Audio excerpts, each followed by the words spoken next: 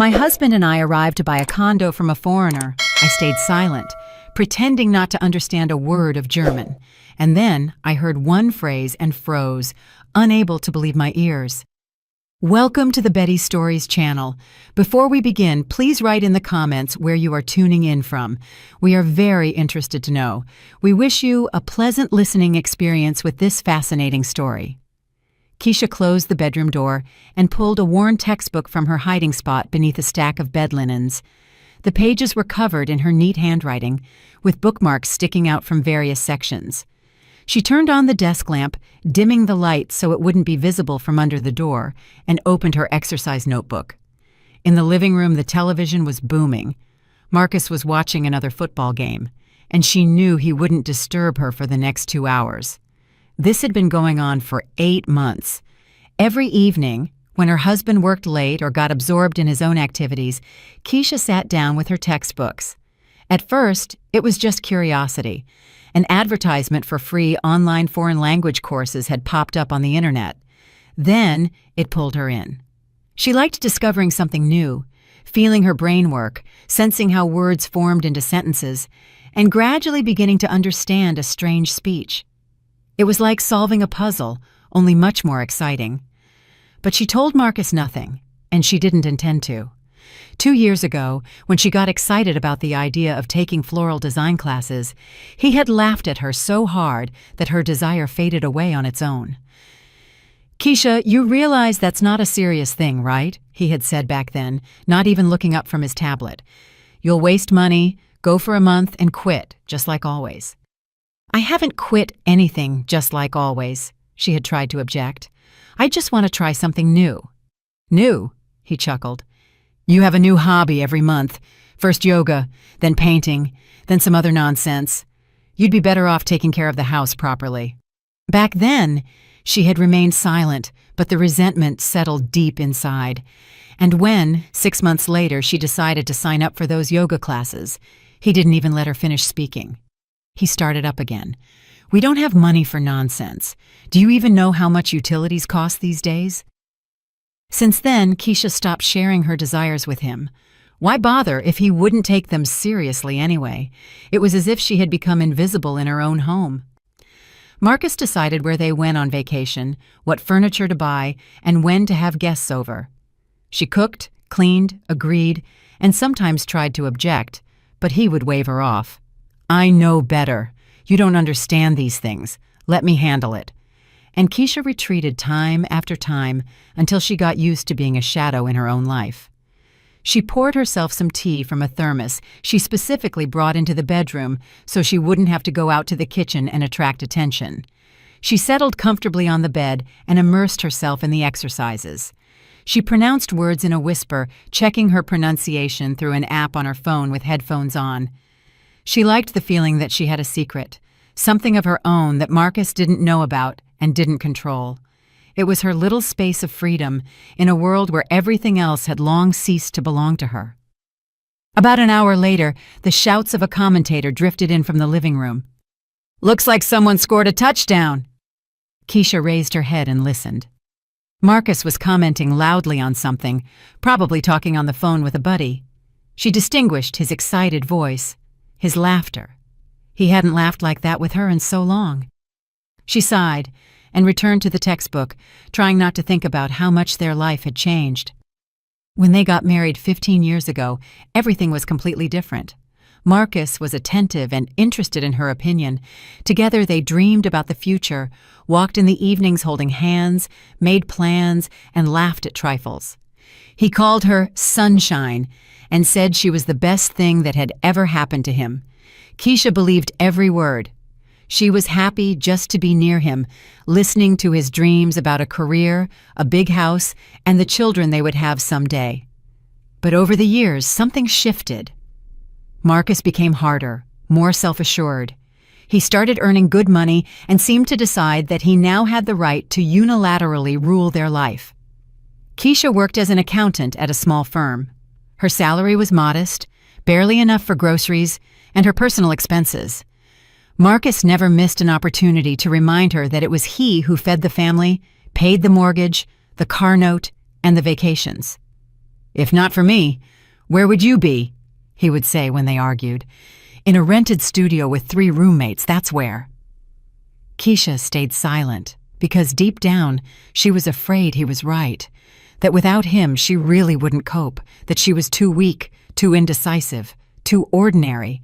They didn't have children. At first they put it off for careers, the mortgage, renovations. Then it just didn't happen. Doctors shrugged their shoulders. Everything seemed fine with both of them. But pregnancy didn't occur. Exams, tests, procedures, it all lasted more than a year and ended in nothing. Over time, this topic became painful, and they stopped talking about it. Secretly, Keisha dreamed of a child, imagining how she would tuck a baby into sleep, read fairy tales, and teach them to walk.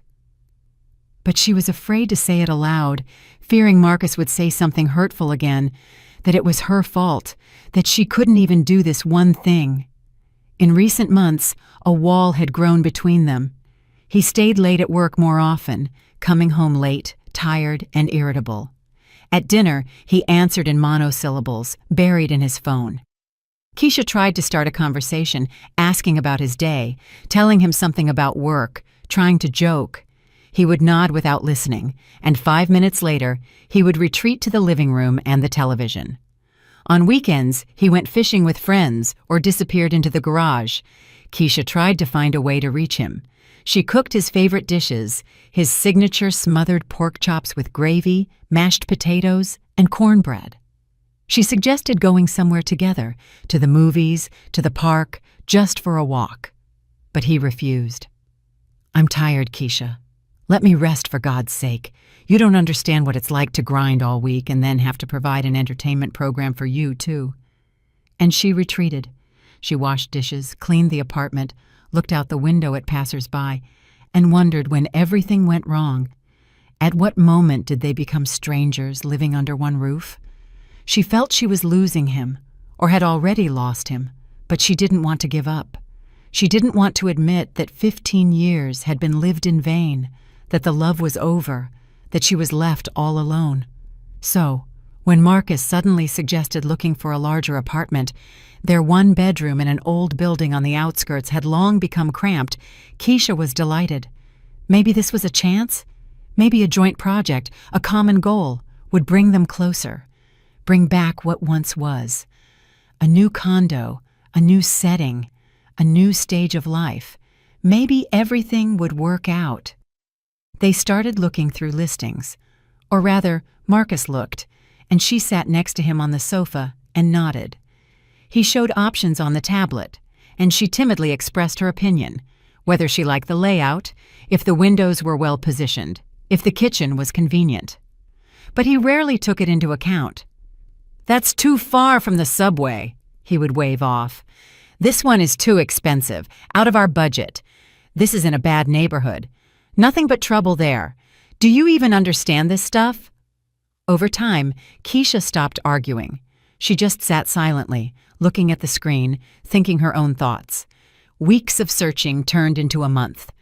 They went to viewings on weekends, at first with enthusiasm, then more and more resignedly. And every time something was wrong. The layout was awkward. The neighbors were noisy. The building was too old. The courtyard had no parking, or the price was too high. Marcus was eternally dissatisfied, nitpicking at small details, arguing with realtors.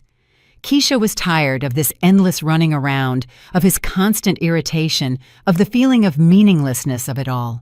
Sometimes it seemed to her that he was purposely looking for flaws so as not to buy an apartment, to delay the moment.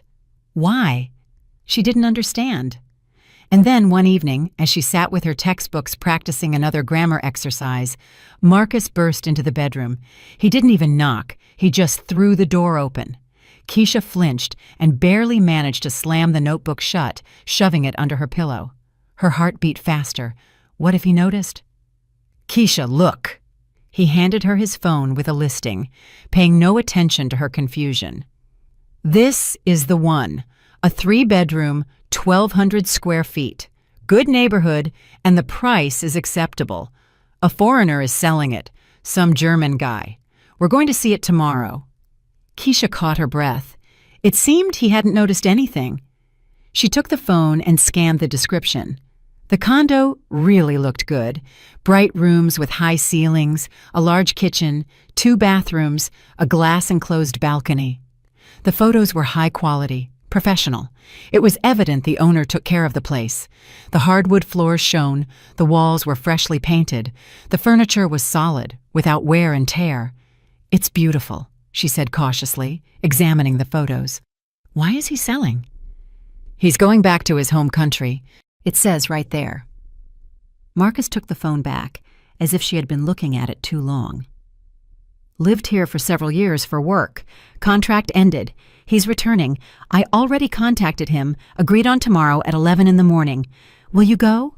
"Of course I'll go," Keisha answered. "Well, that's great.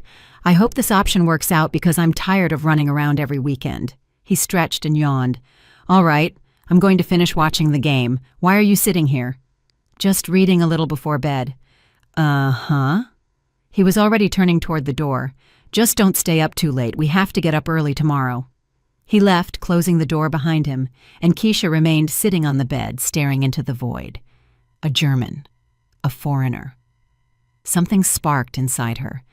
She pulled the notebook back out from under the pillow, opened the last page where she wrote down new words and expressions. Her knowledge was already quite decent.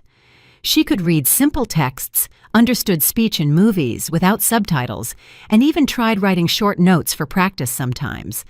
Her online course instructor praised her for her progress, saying she had good pronunciation and a feel for the language. What if? The thought came suddenly and seemed both crazy and tempting to her. What if, at the meeting with the seller, she didn't say she understood the language, just kept quiet, pretended not to know a word? Marcus would surely speak to this German in his native language. Her husband always bragged that after business trips to Europe, he had pulled his conversational level up quite a bit. He had traveled to Berlin and Munich several times for work, communicated with partners, signed contracts. And then she would be able to hear everything they discussed, without filters or translations. Everything that Marcus might not want to tell her. Why did she need this? Keisha herself couldn't fully answer that question. Just something inside told her it was necessary. Some vague anxiety, intuition, a sixth sense, call it what you want.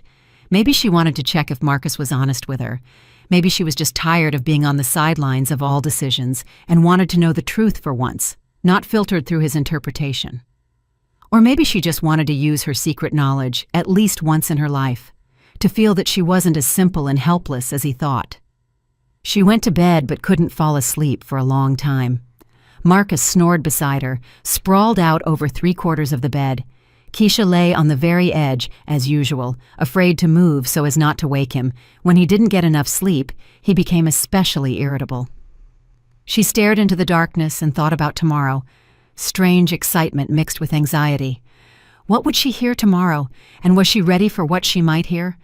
What if it turned out to be something terrible, something after which she could no longer return to her former life? But my former life is already unbearable anyway, she thought. What could be worse than feeling unwanted, invisible, useless every day?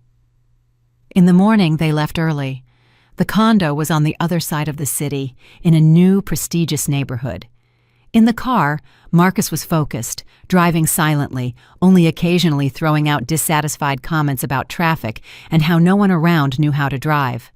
Keisha looked out the window at the passing buildings, playing out possible conversation scenarios in her head.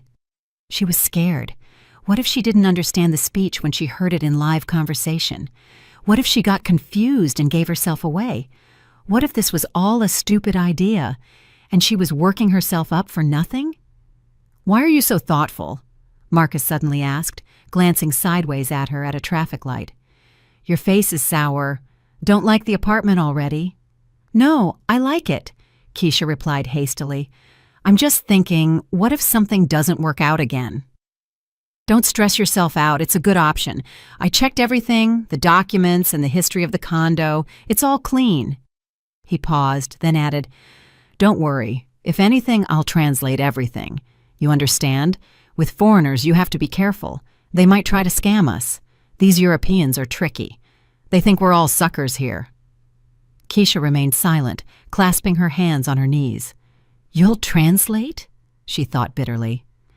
The question is just what exactly you will translate and what you will hide. They parked near a modern high-rise building with a glass facade. The lobby was clean, with a concierge behind a counter, a convenient intercom, and surveillance cameras. On every floor in the hall stood leather sofas, and paintings hung on the walls. It smelled of expensive air freshener. Marcus looked around smugly and nodded. Not a bad place. Promising. The price will definitely go up. The whole area is being built up with luxury housing. A profitable investment. Keisha didn't answer. They went up in the elevator to the 12th floor. The elevator was fast, silent, with mirrored walls. Keisha looked at her reflection. Pale face, tense lips, hands nervously clutching her purse strap. She looked frightened. Need to pull yourself together, she thought. Need to act calm, natural.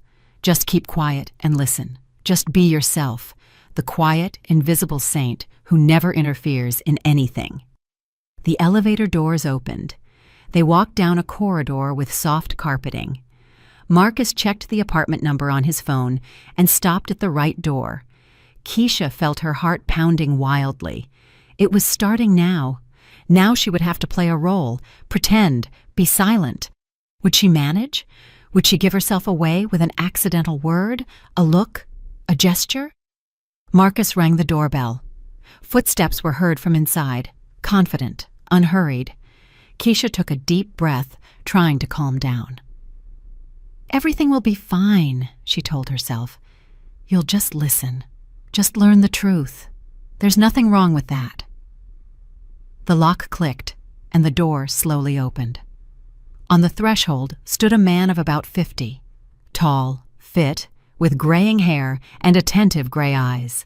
He was dressed in a light shirt and dark trousers, looking neat and welcoming.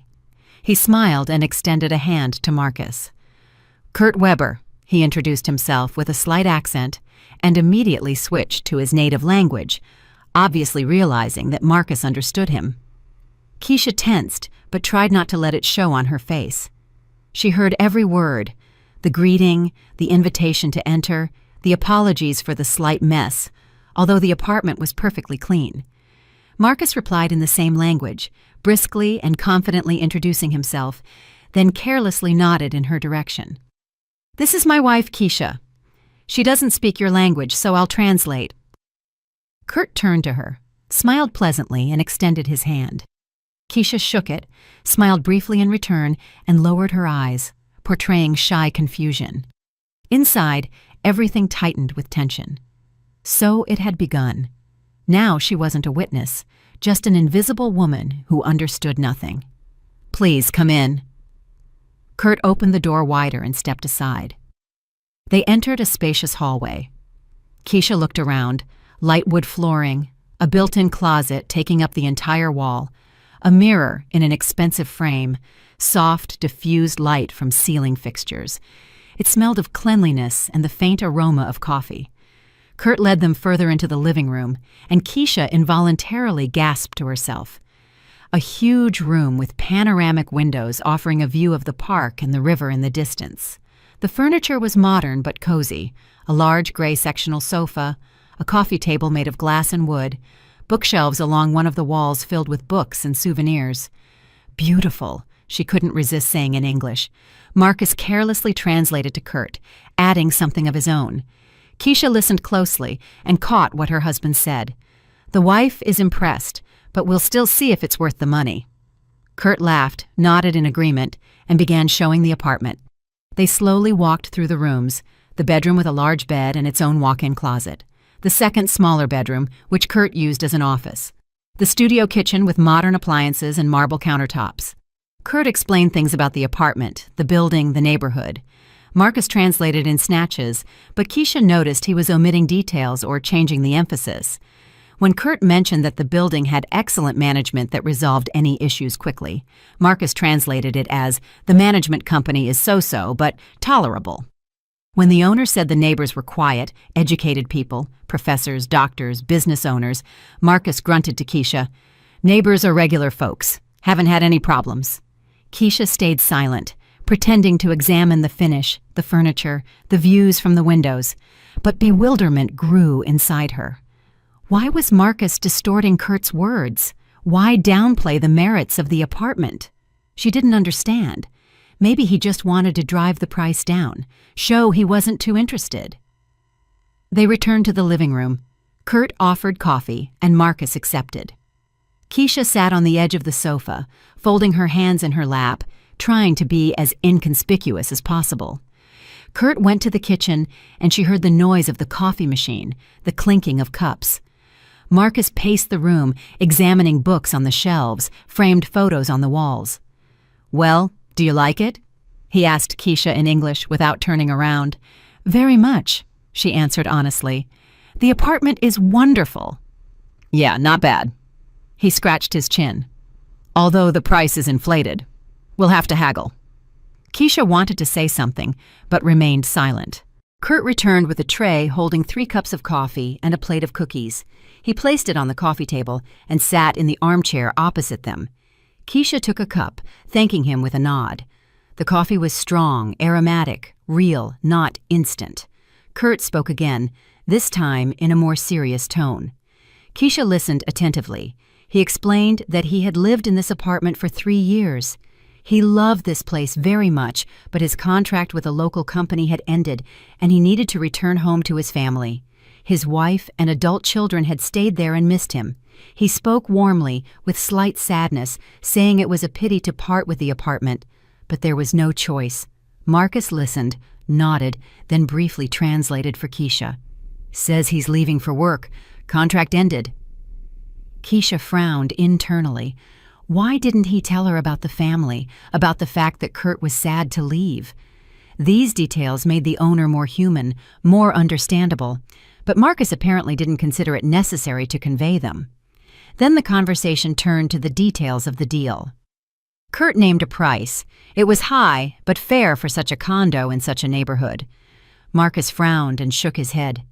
"Too expensive," he said to Keisha in English, then switched back and started bargaining with Kurt. Keisha watched their conversation.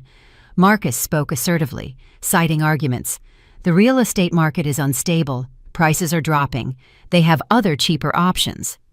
Kurt objected softly but firmly. The apartment was in excellent condition. The area was prestigious. All documents were clean. They could move in immediately after closing. Marcus didn't back down, offering a price 20% lower. Kurt shook his head, saying that was too big a discount. He couldn't agree. Keisha sat clutching the cup in her hands, feeling superfluous, as if she wasn't there at all, as if this wasn't her apartment, not her future home, not her life. Just a decoration, a silent extra in a play where all the roles were already cast. The bargaining continued for about 20 minutes. Finally, they settled on a compromise price slightly lower than the initial one, but not so much that Kurt would be at a loss. The men shook hands, satisfied. Marcus broke into a smile. "Agreed," he told Keisha. "Got a good discount. See how you have to talk to them? They soften up immediately when they feel you're not a sucker." Keisha smiled weakly in response. Kurt said something, and she perked up, listening closely. He proposed discussing the details. When to conduct the closing, what documents were needed, how best to draft the contract. Marcus nodded, agreeing that yes, everything needed to be discussed in detail. "You understand," began Kurt, addressing Marcus, and Keisha froze. "Deals like this are better structured simply. Less paperwork, less tax implication in my country. I can help with the documents. I have a notary contact. He'll do everything quickly and cleanly." Marcus leaned forward with interest. "What do you propose?" "Well, for example," Kurt spoke calmly, as if discussing the weather, "you can put everything in one owner's name. It's simpler with the bank, with the filings. You can sort it out within the family later if you need to add the wife. I did it that way with my real estate here. First, everything in my name, then I quietly distributed the shares later. Convenient and beneficial." Keisha felt everything go cold inside. She gripped the cup so hard her knuckles turned white. Put it in one owner's name. In Marcus's name, without her. Marcus was silent, as if considering the suggestion. Then he slowly nodded. Sounds reasonable. Indeed, why complicate things? I'll think about it. Of course, it's up to you to decide. Kurt spread his hands. I'm just sharing experience. You have time to think. I can send the notary's contact info. He'll explain in more detail if you're interested. Yes, send it, please. Keisha sat motionless, trying not to betray her emotions. A storm raged inside. Marcus hadn't said a word to her about this conversation. Didn't translate. Pretended nothing important had happened. Just continued chatting nicely with Kurt about renovations, furniture, what would stay in the apartment, and what Kurt would take with him. She looked at her husband, at his confident face, at how he casually leaned back on the sofa, gesturing as he told Kurt something. He looked pleased, relaxed, while she sat next to him feeling the ground disappearing from under her feet. Did he really plan to put the apartment only in his name? Did he really intend to hide this from her? To say that it had to be this way, that it was simpler, that they would add her to the title later, and then just forget? Or not forget, but purposefully not add her so she would be left with nothing, completely dependent on him? Thoughts swirled in her head, one scarier than the next. Maybe she was exaggerating? Maybe he really intended to do the paperwork properly later, just decided to simplify the procedure now. But then why didn't he tell her? Why didn't he discuss it? Why hide this conversation? She bit her lip, trying not to cry. Not here, not now. She had to hold it together. She had to sit through to the end of this meeting, and then she didn't know what would happen then. The conversation continued for another 40 minutes. They discussed the schedule for the independent appraiser, document verification, move-out dates. Kurt was professional and benevolent. Marcus was assertive and businesslike. Keisha sat silently, mechanically finishing her cold coffee, feeling an icy void growing inside her with every minute. Then the men moved on to discussing the terms of the preliminary agreement. Kurt took out a laptop, opened a document, and began showing Marcus a standard form. They bent over the screen, discussing something. Marcus asked questions. Kurt answered. Keisha watched them from the side. Two men deciding important issues, and she was just part of the interior, a voiceless shadow. At some point, Kurt looked up and looked at her. Attentively, scrutinizingly. Keisha lowered her gaze but felt he continued to watch. Then he turned to Marcus and uttered a phrase that made Keisha's breath catch. She doesn't know that the documents will be drafted only in your name, does she? He asked quietly but distinctly. Do I understand correctly? Time seemed to stop. Keisha sat without breathing, without moving, staring into the emptiness before her. Inside, everything snapped. Marcus wasn't embarrassed, didn't even flinch, just chuckled and shook his head. What difference does it make? He said in the same language, casually waving his hand. She doesn't understand anyway. And honestly, it's none of her business. I earn the money, I pay, and I decide. She just lives and enjoys what I provide. So it's all good. Don't worry. Kurt nodded, but something like doubt or disapproval flickered across his face. However, he remained silent and returned to the laptop screen. Keisha continued to sit motionless, but inside, everything was boiling. Shock, pain, rage, despair, everything mixed into one lump stuck somewhere in her throat, making it hard to breathe. She doesn't understand. None of her business, just lives and enjoys. That's how he sees her. That's how he relates to her. Not as a wife, not as a partner, not as a human being, like a pet that needs to be fed and walked but has no right to a voice. 15 years of marriage, 15 years she cooked his food, did laundry, cleaned, supported, tolerated his moods, his neglect, his condescension. 15 years she hoped he would change, that everything would work out, that they would be close again. And he didn't even consider it necessary to inform her that the condo, their shared condo, would be titled only to him. She gritted her teeth so hard her jaw ached, but she didn't show a sign. She continued to sit quietly, submissively, unnoticed, as he was used to, as he expected from her. The meeting was coming to an end. Marcus and Kurt exchanged numbers, agreed to call in a couple of days to coordinate the date of the next meeting with the notary.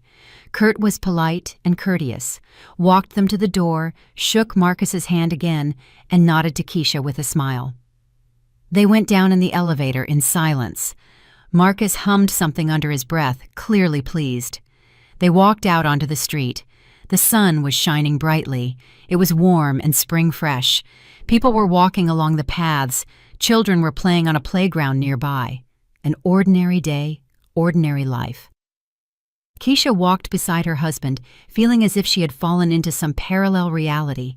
Everything around looked normal, but a hurricane was raging inside her. They got into the car. Marcus started the engine, turned on some upbeat pop music. "Well, Keisha, nice place, right?" he asked, steering out of the parking lot. "I told you we'd find a decent option. This German turned out to be reasonable, not like those cheapskates we saw before.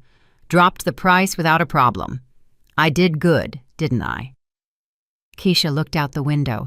Inside she was seething, but her voice, when she spoke, sounded calm, almost indifferent. "Yes, nice apartment. See?"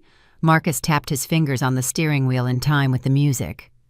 "In a week we'll sign the prelim, put down the deposit, and it's in the bag. In a month and a half or two we'll move in. You can start planning renovations if you want to change anything. Although everything looks excellent there anyway, I think." "Uh-huh," was all Keisha could squeeze out.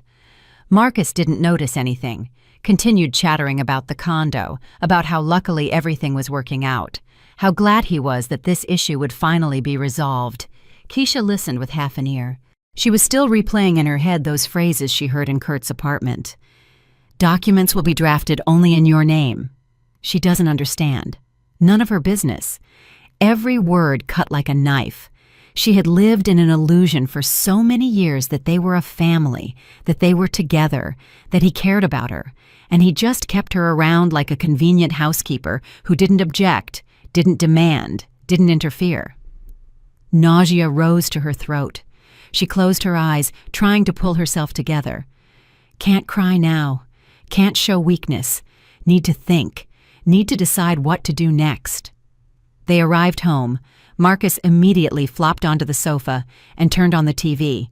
Keisha went to the kitchen, poured herself some water, and drank it in one gulp. Her hands were trembling.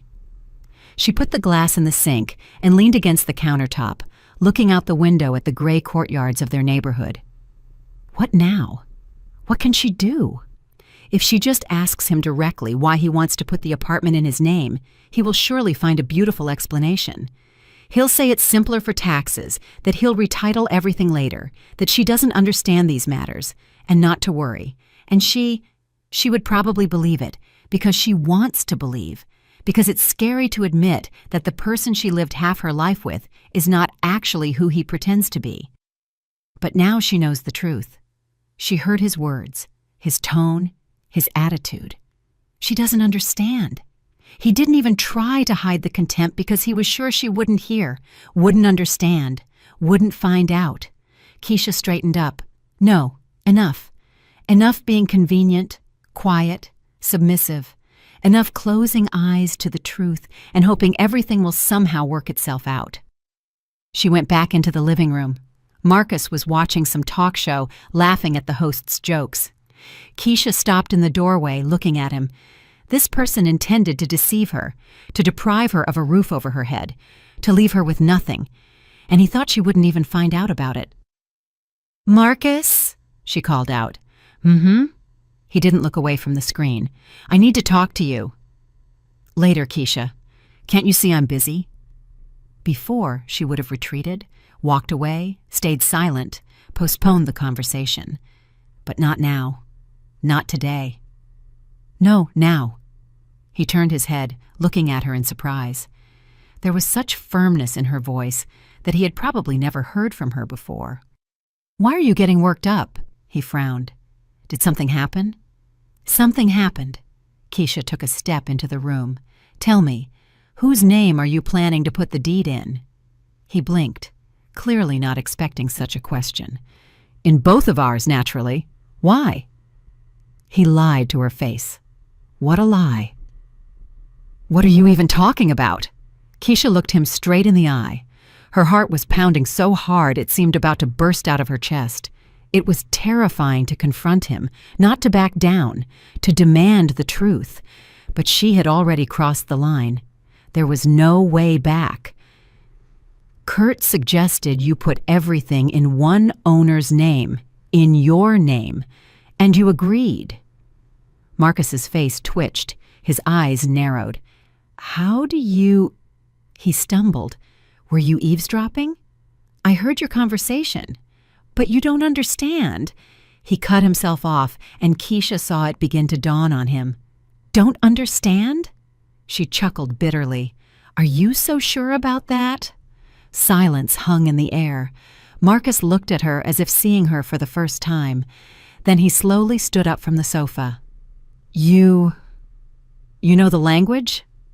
Disbelief mixed with confusion sounded in his voice. Keisha didn't answer, just stood and looked at him, waited for what he would say next.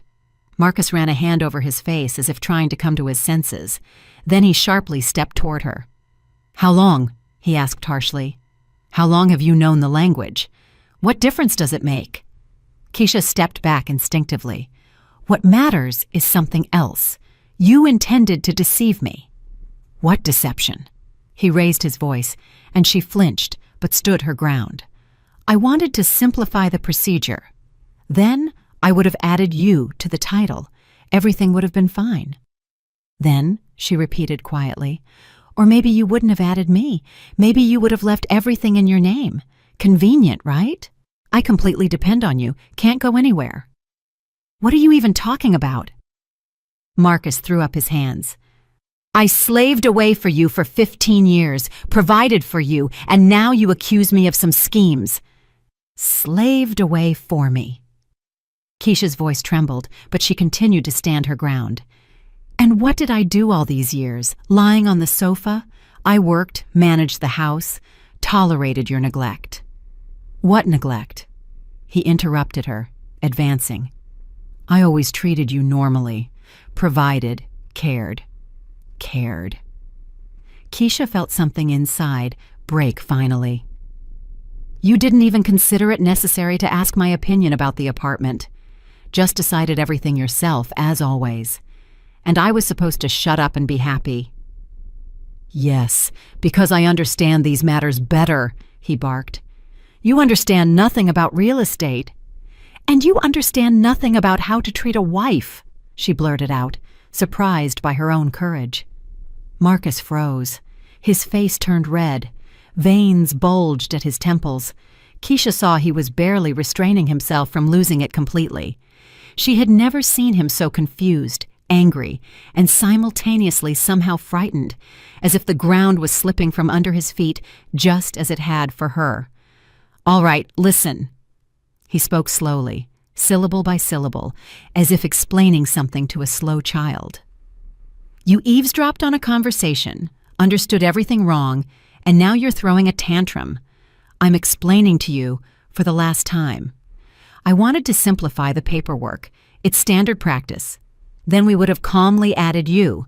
But since you don't trust me... I don't trust you, Keisha interrupted him, because I heard what you told Kurt. She doesn't understand anyway. None of her business. She just lives and enjoys what I provide. Silence hung so thick one could hear music playing next door. Marcus stood with his mouth open, and for the first time in all their years together, Keisha saw him at a loss for words. I didn't mean that, he mumbled finally. What did you mean then? Keisha stepped toward him, and now he retreated. Explain to me what you meant when you spoke of me with contempt, when you discussed me with a stranger like something that understands nothing and shouldn't understand. Keisha, I got heated. He tried to soften his tone. Well, slipped off the tongue, it happens. You know I didn't want to offend you. Didn't want to? She felt tears welling up but held them back. She would cry later when she was alone. Now she had to hold on. Marcus, you've offended me for years, every day, with every word, every look, every decision you made for me.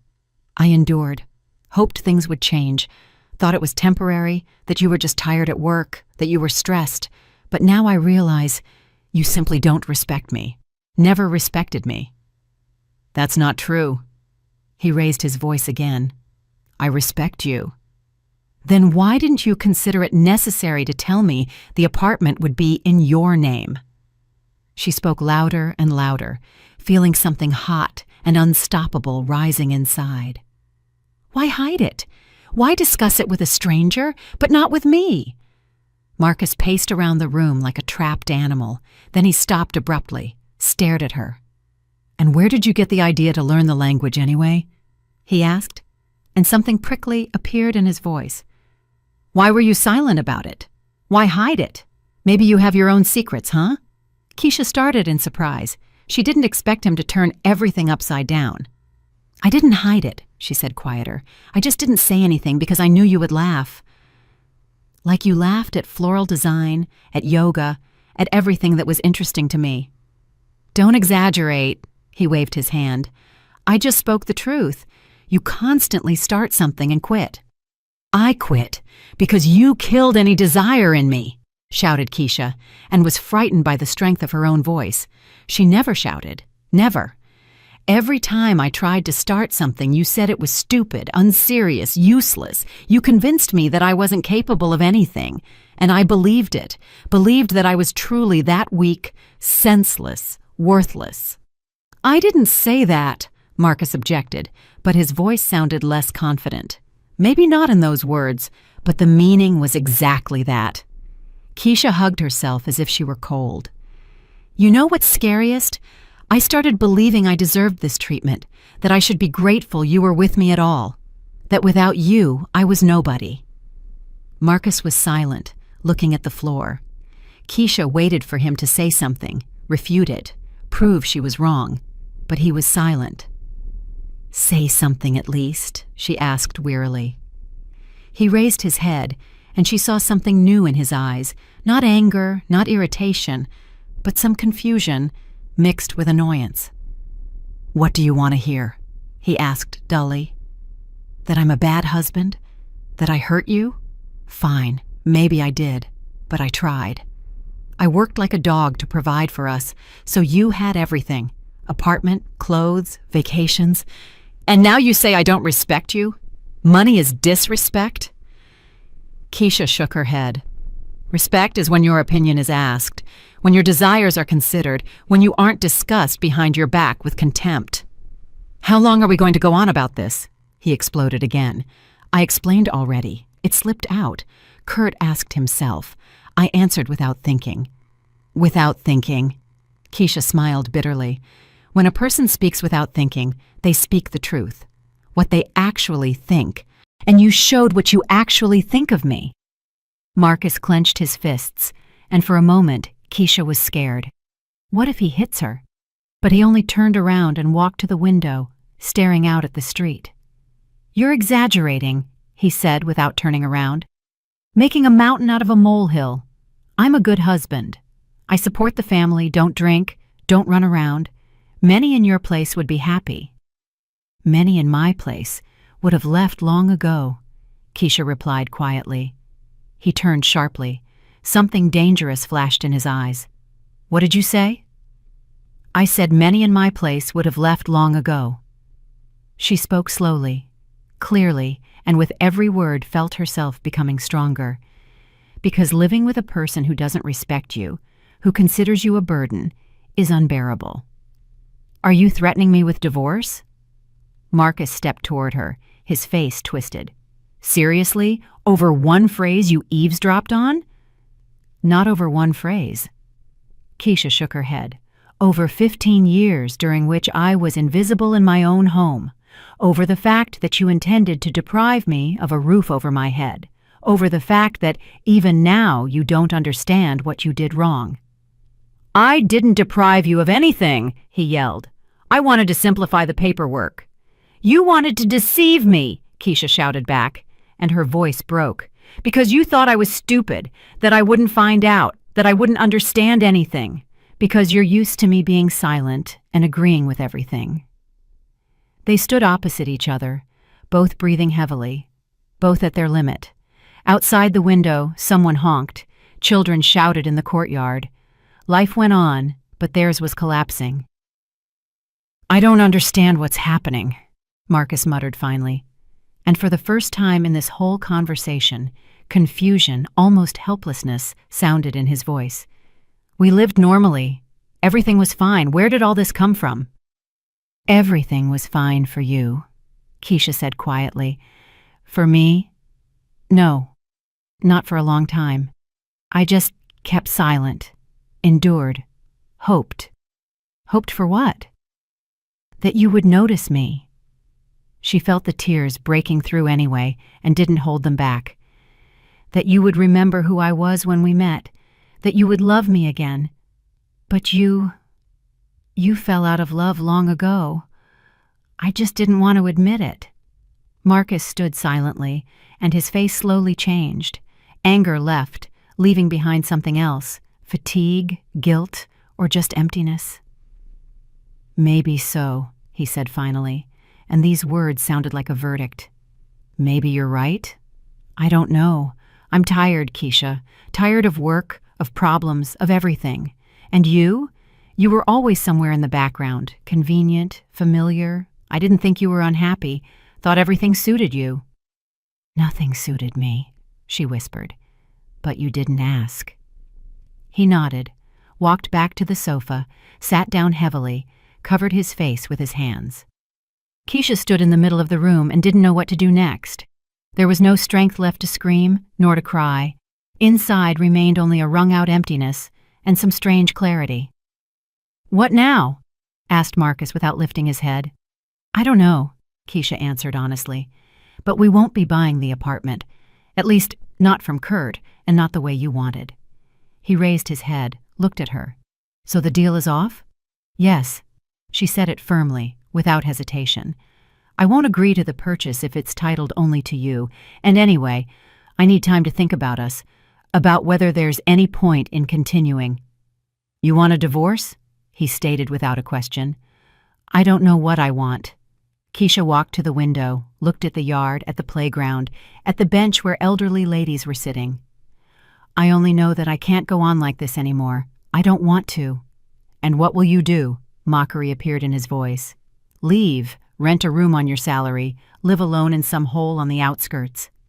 She turned to him, saw him trying to regain control, to return to the old tactic, intimidate, show that without him she would perish. Before, this worked, but not now. "Maybe so," she said calmly. "But it will be my hole, my life, my choice." Marcus opened his mouth to object, but cut himself off. Then he waved his hand, got up from the sofa. "Do what you want," he threw out. "I'm going to Jamal's, crash at his place, think things over too. And you think about your decisions here, maybe you'll come to your senses." He went into the bedroom. Keisha heard him pulling out a bag, throwing things into it. Then he walked out without even looking in her direction and slammed the door. Silence. Keisha stood by the window and watched him walk out of the building entrance, get into the car, drive away. And only when the car disappeared around the corner did she allow herself to slide down to the floor and burst into tears. She cried for a long time, from pain, from relief, from fear of the future, from the bitterness of broken hopes. Tears flowed, and it seemed there would be no end to them. Then, gradually, the sobbing subsided, her breathing evened out. Keisha wiped her face with her sleeve, got up from the floor, went into the bedroom. It was messy there. Marcus had pulled things out of the closet in a hurry without closing the doors. Keisha mechanically tidied up, folded the fallen linen back, then took her notebook and textbook from the hiding place. She sat on the bed, opened to the last page. Tomorrow she would call Kurt, explain the situation, say they changed their minds about buying the apartment, apologize for the wasted time, and then she didn't know. But for the first time in many years, she felt that her life belonged to her again. She took a pen and wrote several sentences on a new page in the language she studied secretly. The words came together easily, naturally. I am stronger than I thought. I will handle this. I will succeed. Outside the window, the sun was setting, painting the sky in pink and orange tones. Keisha watched this sunset and thought that tomorrow would be a new day, the first day of her new life. In the morning, Keisha woke up early, although she slept poorly, tossing and turning all night, replaying yesterday's conversation in her head. Marcus didn't return, didn't even text. She got up, washed her face with cold water, looked at her reflection in the mirror. Her face was drawn, shadows under her eyes. But the gaze was somehow different, firmer, more decisive. She brewed coffee, sat in the kitchen with the phone in her hands. She needed to call Kurt, explain that the deal wouldn't happen. Her fingers trembled as she dialed the number. Rings. 1, 2, 3. Yes, listening, answered a familiar voice with an accent. Keisha took a deep breath and spoke in his language, slowly trying to pick the right words. Kurt, this is Keisha. We looked at your apartment yesterday with my husband. A pause hung in the air. Then he answered, and genuine surprise sounded in his voice. Keisha, you speak German? Yes. She felt the tension let go a little. I'm sorry I didn't say so yesterday. Circumstances just turned out that way. I understand. He paused. So, you heard our conversation with your husband. Every word. Another pause, longer this time. I'm very sorry, he said finally, and his voice sounded sincere. I shouldn't have agreed to such a scheme. It's just your husband was so persistent, and I thought, well, it's your family business, but I felt awkward, very awkward. You aren't to blame. Keisha looked out the window at the gray morning sky. I'm calling to say that we won't be buying the apartment. Sorry for the wasted time. Wait, said Kurt quickly. But you yourself, do you want to buy it yourself? Keisha was confused. What do you mean? Well, you liked the apartment, I saw. And it really is good. Maybe you want to buy it? Without the husband? I don't have that kind of money, she admitted. I work as an accountant. The salary is small. I can't save up for such an apartment. And a mortgage, a loan? I don't know. Keisha rubbed the bridge of her nose. I never handled this. Marcus always decided everything. Listen, Kurt spoke softer, sympathetically. I understand that things are hard for you right now, but if you really need an apartment, let's try to find a way out. I can lower the price a little, and I can wait while you arrange a mortgage. I have time. I'm not rushing to sell so badly. Keisha felt something warm, like hope, being born inside. Why do you want to help me? Because yesterday, when I looked at you, I saw my daughter. He sighed. She was also in a similar situation a few years ago. Her husband also decided everything for her, kept her in the dark too. She left him, started a new life. She is happy now. And I thought that maybe I can help you at least a little bit too. Tears rose to her throat again, but Keisha held back. Thank you, she whispered. Thank you very much. I'll think about it. I need time to figure everything out. Of course. Call when you're ready. And if you need help with documents or advice, ask. I know a good lawyer who specializes in such cases. They said goodbye. Keisha put the phone on the table and covered her face with her hands. Buy the apartment herself? Alone? Without Marcus? It seemed unreal, frightening, and simultaneously tempting. Her own housing, her own home, her own life. The following days passed in a fog. Marcus returned 3 days later, gloomy and silent. They almost didn't talk. He came home late, left early, slept on the sofa. Keisha avoided conversations too. She needed time to think, to weigh everything, to make a decision. She started studying information about mortgages, divorce, division of property. Read forums, consulted online with lawyers, calculated her finances. The picture emerging wasn't the rosiest, but not hopeless either. In a divorce, she could claim half of their current condo. Selling her share to Marcus, or on the open market, she would get enough for a down payment. And with her stable salary and work history, the bank would likely approve a mortgage for the remaining amount. A week later, she called Kurt again. "I want to try to buy the apartment," she said without preamble, "but I will need your help and patience." "I have enough of both," he answered with a warm smile in his voice. "Let's meet, discuss everything." They met at a cafe not far from Kurt's building. He came with a folder of documents and a lawyer's phone number. Over a cup of coffee, they discussed all the details: price, deadlines, procedure. Kurt really lowered the price by 10%, explaining that he wanted to help and that it was more important for him to sell the apartment to a good person than to get maximum profit. "But first you need to deal with your personal situation," he said cautiously, "with the husband.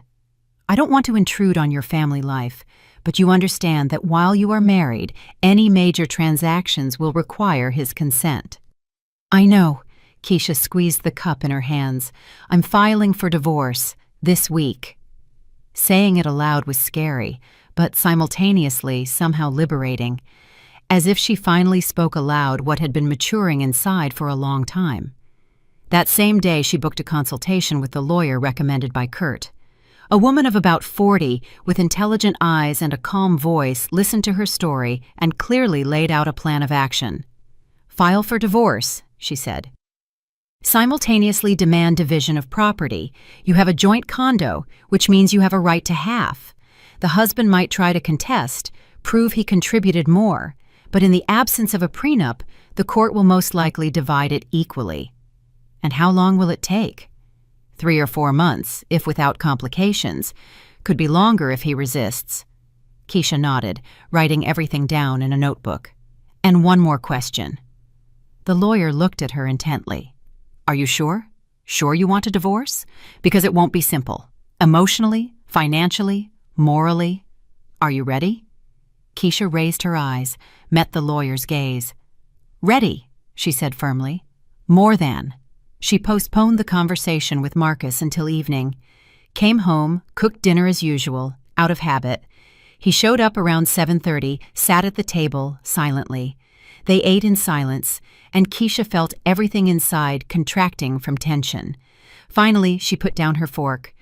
"Marcus, we need to talk." He raised his eyes, and in them she saw fatigue and some kind of resignation, as if he already knew what she would say. "I'm filing for divorce," she uttered, and her voice didn't tremble. "Tomorrow, I'm going to a lawyer with the documents. I want you to know." He slowly lowered his fork, leaned back on the chair. "So, you decided after all?" He didn't ask. He stated a fact. "Yes." "And there's nothing that will make you change your mind?" "No." He nodded, rubbed his face with his palms. "All right. Maybe you're right. Maybe we really aren't on the same path. I thought about it all week. We've been strangers for a long time, Keisha. I just didn't want to admit it." "I didn't want to either," she said quietly. "But now we can't pretend everything is normal anymore." "Are we going to split the condo?" "Yes, I want to get my half." "Fine," he shrugged. "Just let's not sell. Okay, I'll buy out your share. We'll get an independent appraisal. I'll pay market value." Keisha nodded. It was a reasonable offer, and she was even grateful he didn't start a scandal. "Agreed."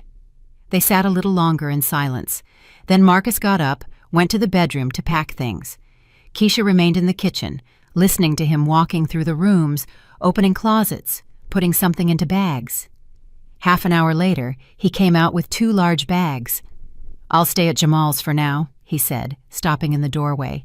"Then I'll rent something. Call if you need anything for the paperwork." "Okay." He stood for another moment, as if wanting to add something but didn't find words. Then he nodded and left. The door closed quietly, without a slam. Keisha remained alone in the apartment, in silence that was now not oppressive but somehow peaceful. The divorce process turned out to be long and exhausting. Papers, courts, appraisals, negotiations. Marcus, to his credit, didn't put up obstacles and agreed to all terms.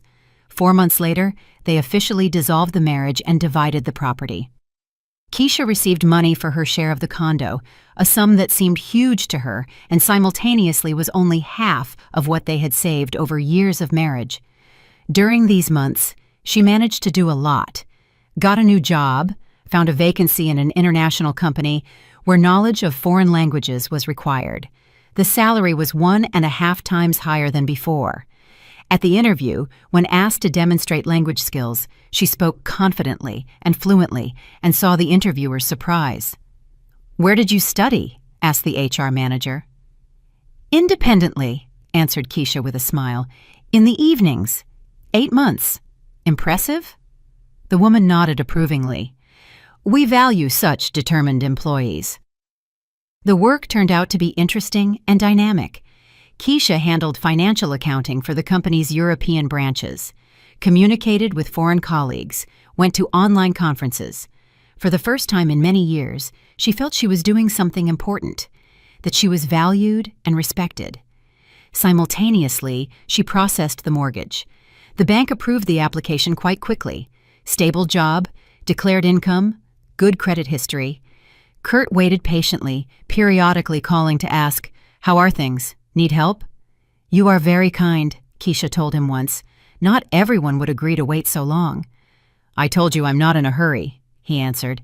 "Besides, I see how hard you are trying. It is worthy of respect." Finally, everything was ready. Documents signed, money transferred, keys handed over. Keisha stood in the empty apartment, her apartment, and couldn't believe this was reality.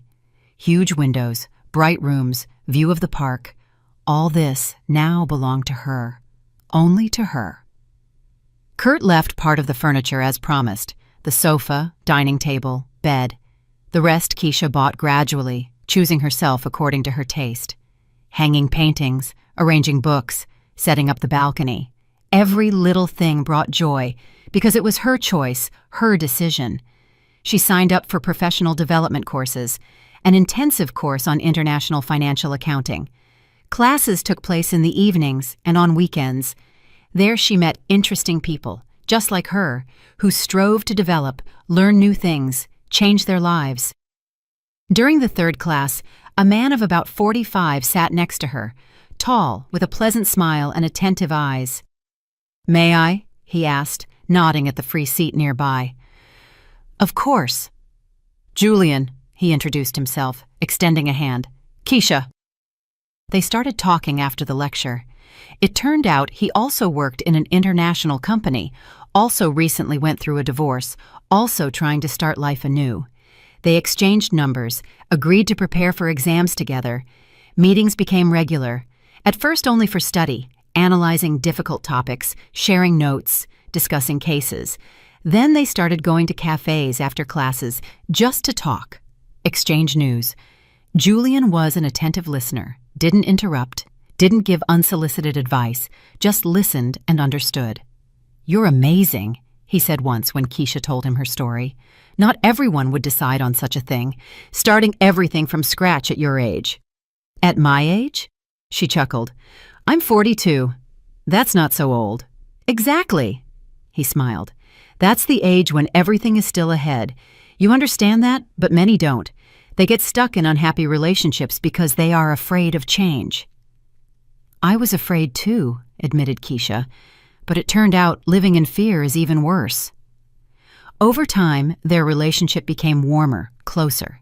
Julian didn't rush things, didn't pressure, just was there. They walked in the park, went to the movies, had dinner in small, cozy restaurants. Keisha learned to trust again, to open up again, to allow herself to be happy again. One evening, as they sat on her balcony with glasses of wine watching the sunset, Julian took her hand.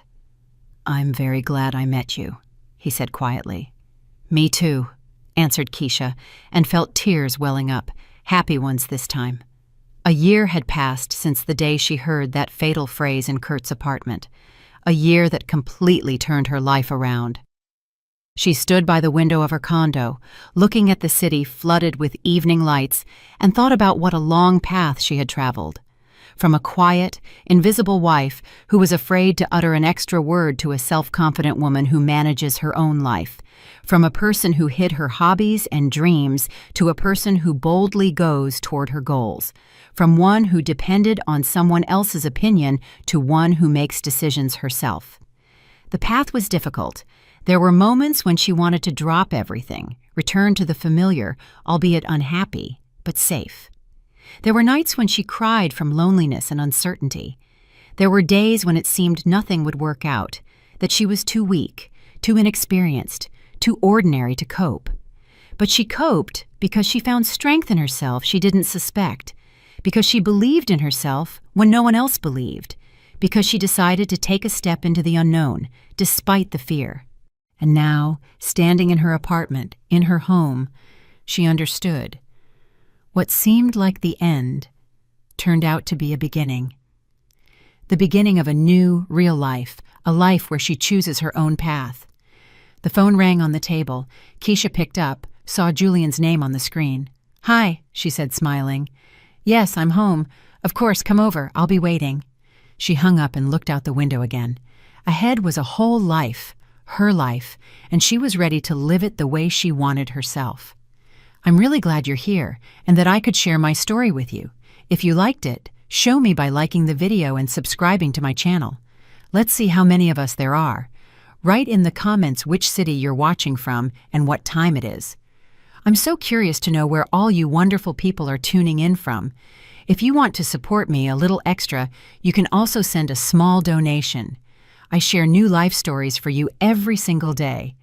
And now, 2 of my most popular stories will pop up on the screen so you can choose what to watch next.